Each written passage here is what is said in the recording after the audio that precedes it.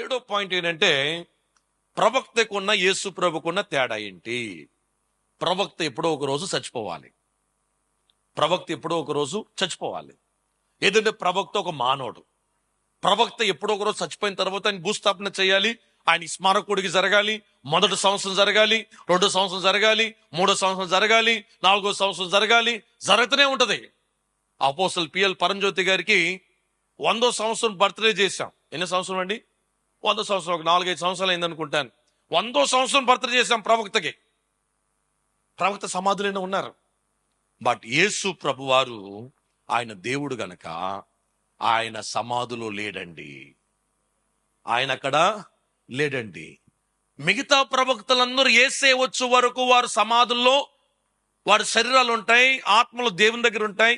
యేసు ప్రభుని వెంట పెట్టుకుని వస్తాడు. మొట్టమొదటిగా క్రీస్తులందరూ మృతులైన వారు లెగిస్తారు.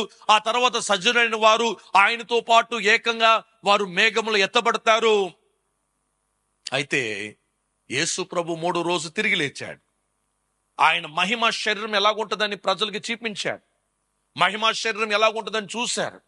యేసు ప్రభు మనుషుల మధ్యలో సంచరించాడు. మహిమ శరీరం అంటే మీరు ఏదో అనుకుంటారు. ద గ్లోరియస్ బాడీ అంటే ఏమనుకుంటామంటే ఒక ఆత్మ ఏమో అనుకుంటాం. ఇట్స్ నాట్ అన్ ఆత్మ. The glorious body can be visible with naked ice. Naked ice ద్వారా మనము చూడగలము. యేసు ప్రభు పునరుత్థానమైన తర్వాత అక్కడ శరీరము లేదని బైబిల్ చెప్తుంది. ఆ సమాధి తొలగించబడింది, ఆ శరీరము లేదని రాయబడి ఉంది. ఆయన మీకు ముందుగానే ఎక్కడికి గలీలకి వెళ్ళి ఉన్నాడు, మీరు అక్కడ వెళ్ళి ఆయన్ని చూడండి అని చెప్పి ఆ స్త్రీలకి చెప్పగా, పేతురు కూడా చెప్పండి యేసు ఇక్కడ లేడు.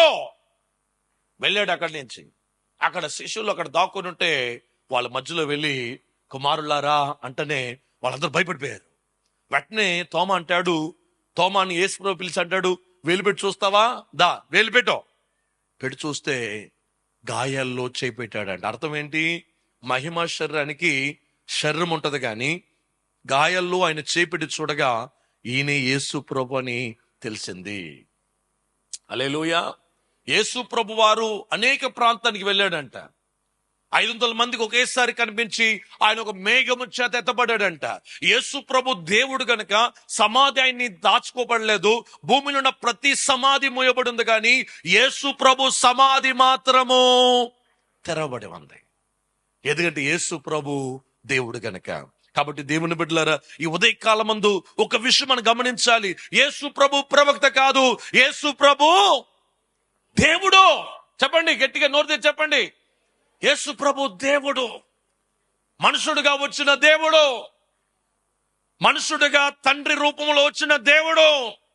ఆయన వెళ్ళి ఉన్నాడు, త్వరలో రాబోతున్నాడు. ఇప్పుడు మన మధ్యలో ఆయన పరిశుద్ధాత్మ దేవుడిగా సంచరిస్తున్నాడు.